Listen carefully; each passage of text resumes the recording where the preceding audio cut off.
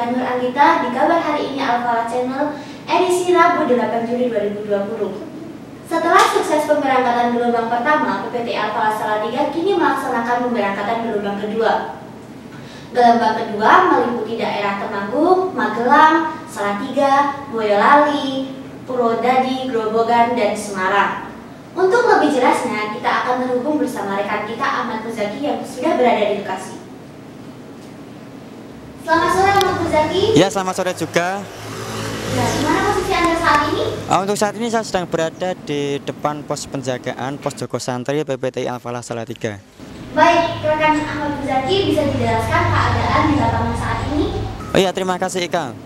Untuk kondisi saat ini menjelang sore ini sudah ada sekitar 80% untuk pemberangkatan gelombang kedua ini.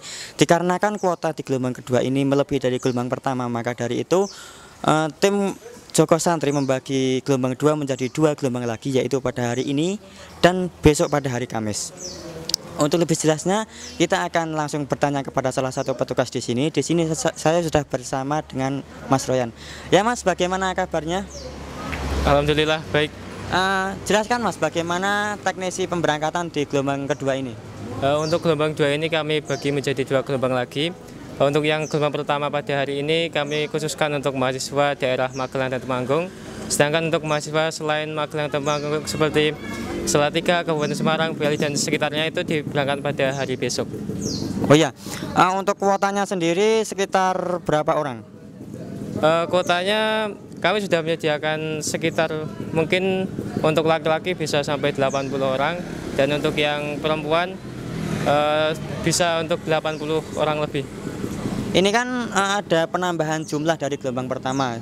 Gelombang pertama cuma 40-an, ini kan ada penambahan kuota. Nah, itu bagaimana dengan ruang karantinanya? Tentunya dari kami sudah menambahkan ruang karantina untuk pada gelombang kedua ini. Seperti yang sudah kami koordinasikan bahwa untuk yang laki-laki kami menambahkan 1 ruangan lagi, kemudian untuk perempuan juga kami tambahkan ruangan lagi. Berapa yang perempuan? Untuk yang perempuan saat ini ada 4 ruangan yang bisa digunakan untuk karantina. Oh ya, untuk karantina gelombang pertama apakah ada evaluasi lebih lanjut? Dari yang sudah kita lalui untuk karantina pada gelombang pertama terpantau lancar dan tidak ada suatu halangan apapun. Oh, itu kan untuk gelombang pertama karantinanya adalah pengurus pondok. Nah, itu apa yang akan kegiatan-kegiatan apa yang akan dilakukan setelah selesai karantina gelombang pertama? Tentunya setelah kita melakukan karantina kita akan kembali kepada kehidupan normal kembali di pesantren. Namun yang perlu menjadi catatan bahwa tetap untuk menerapkan protokol kesehatan yang sudah dirancang oleh pemerintah. Bagaimana dengan kegiatan karantina di gelombang kedua ini? Apakah ada persamaan dengan karantina gelombang pertama atau ada perbedaan? Untuk pada gelombang kedua ini kami sudah menerapkan mengaji seperti biasanya, namun karena di sini kelas-kelas yang biasanya dipakai untuk mengaji itu dipakai untuk ruang karantina, maka di sini ada perubahan-perubahan dalam sistem mengaji, seperti ada pemadatan kelas, kemudian ada penambahan durasi dan juga yang lainnya. Oh ya, terima kasih. Ya, sekian Ika reportase dari depan pos penjagaan PPTI Al-Falah Salatiga. Saya Ahmad Muzaki dan juru kamera Muhammad Irfan Bagus melaporkan.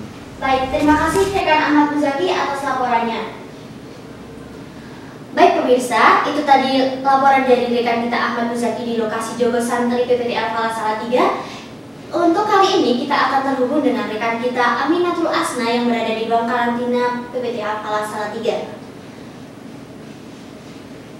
Baik, selamat sore Aminatul Asna. Ya, selamat sore Mbak Ika. Di mana lokasi Anda saat ini? Sekarang ini saya sedang berada di ruang karantina, tepatnya di lantai 3 gedung PPTI Al-Falah Salatiga.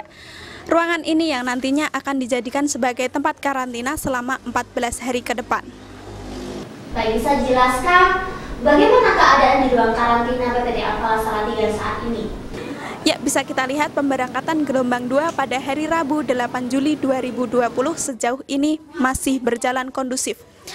Beberapa santri juga sudah mulai memasuki ruang karantina, tentu saja dengan menggunakan protokol kesehatan yang sudah ditetapkan oleh Pondok Pesantren Tarbiyatul Islam Al-Falah Salatiga. Baik, sekarang ini saya sudah bersama dengan Mbak Likai yang merupakan salah satu petugas Satgas Jogo Santri PPTI Al-Falah Salatiga. Baik, Mbak Likai, bagaimana perkembangan pemberangkatan santri gelombang 2 pada PPTI Al-Falah Salatiga ini? Ya, jadi pada gelombang 2 ini jumlah santri yang berangkat ke pondok itu lebih banyak daripada yang gelombang pertama. Di mana yang gelombang 2 itu terdiri dari daerah Magelang, Temanggung, Purwodadi, Salatiga, Gerobokan, dan juga daerah Semarang, Boyolali. Jadi santri itu dibagi menjadi 2 kloter, yaitu yang pertama pada hari Rabu untuk santri daerah Magelang, Temanggung, dan juga Salatiga. Untuk yang hari Kamis itu santri daerah Boyolali, Semarang, dan juga Purwodadi atau Gerobokan. Nah, jadi santri ada yang datang pagi sekitar jam 11, tapi kalau di pondok itu sudah mulai piket jaga dari jam 7. Tapi padat-padatnya itu santri datang sekitar habis duhur, sekitar jam 2. Untuk hari ini santri yang sudah datang sekitar 30 orang. Nah, nanti ada yang sore nanti kemungkinan diduga akan lebih banyak lagi karena kebanyakan itu berangkatnya habis duhur. Baik, lalu untuk sistem penataan ruang karantina itu sendiri bagaimana, Mbak? Ya, jadi untuk ruang karantina ini kalau gelombang 1 itu dibagi menjadi 1 ruang karena hanya sekitar 16, kurang lebih 16. Kalau gelombang 2 ini kan kurang lebih 80-an santri, jadi dibagi menjadi 4 ruang. Sekitar kalau 1 ruang itu sekitar 17 kalau enggak 18. Yaitu kondisional sesuai dengan kapasitas ruangannya. Jadi nanti setiap tempat tidur santri itu ada sekat-sekatnya masing-masing. Jadi antara santri yang satu dengan yang lainnya itu tidak boleh tukar tempat tidur. Jadi kalau sudah di situ ya di situ, nggak boleh pindah-pindah. Dan juga santri yang karantina itu tidak boleh untuk pergi ke komplek. Dan juga kamar mandinya pun sudah ada kamar mandi khusus atau kamar mandi untuk yang khusus karantina. Jadi tidak boleh campur antara yang karantina dengan yang sudah selesai karantina. Kalaupun nanti ada santri yang membutuhkan barang, itu nanti ada petugas yang mengambilkannya sesuai kebutuhan santri tersebut. Baik, terima kasih atas penjelasannya Mbak Likai. Boleh kembali bertugas? Ya, mari. Baik, sekarang mari kita coba bertanya kepada salah satu santri yang baru saja datang ke Pondok Pesantren Tarbiyatul Islam Al-Falah Salatiga ini.